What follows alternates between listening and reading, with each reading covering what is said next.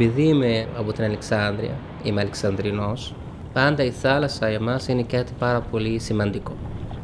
Και είναι σαν φίλο για μένα και καμιά φορά ήρθε για μένα στο μυαλό μου να χαιρετώ από μακριά, σαν η οικογένειά μου είναι από την άλλη πλευρά.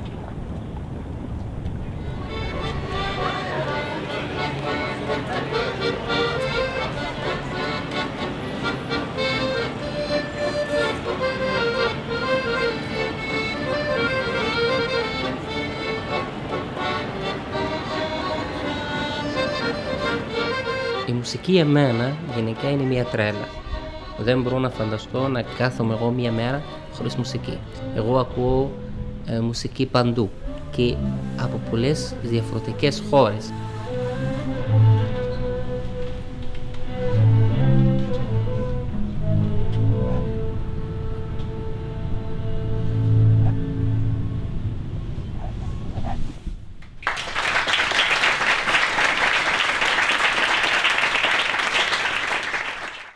Τι κάνετε?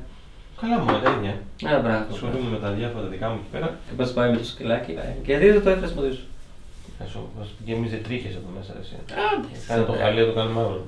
Εντάξει, είναι μαύρο. Θα το κάνει άσπρο σίγουρα.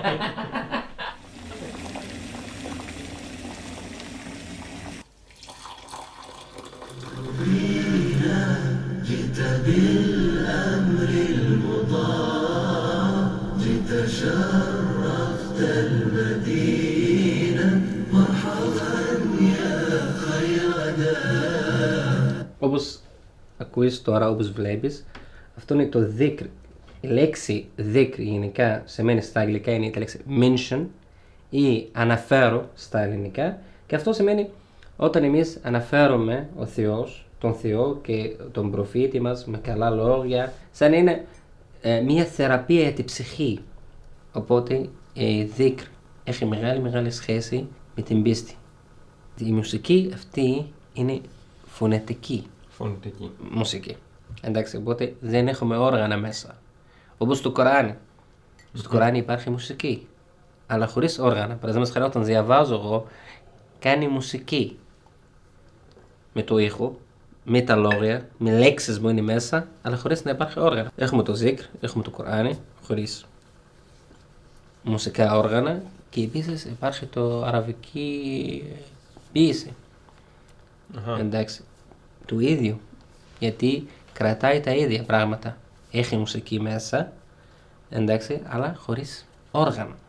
Μάλιστα. Εντάξει, γι' αυτό το πιο ωραίο πράγμα μέσα στα αραβικά, σαν γλώσσα, είναι να ακούμε. Βάζουν λόγια από το Κοράνι στη zikr. Καμιά φορά βάζουν λόγια από το Κοράνι στο zikr, αλλά υπάρχει μεγάλη διαφορά. Ποια είναι η διαφορά? Μεγάλη διαφορά ότι το Κοράνι είναι τα λόγια του Θεού. Κανείς μπορεί να αλλάξει ούτε ένα γράμμα, ούτε μία λέξη. Αυτό είναι το δικό μου. Θα δείξω τώρα κάτι. Όπως βλέπεις, εδώ είναι. Γράφουμε. Θα ξεκινήσω τώρα με κάτι μέσα στο Κοράνι. Bismillahirrahmanirrahim. Alhaakumut takathur hatta zurtumul maqabir. Kalla sawfa ta'lamun. ثم كلا سوف تعلمون كلا لو تعلمون علم اليقين لترون الجحيم ثم لترونها عين اليقين ثم لتسألن يومئذ عن النعيم. صدق الله العظيم.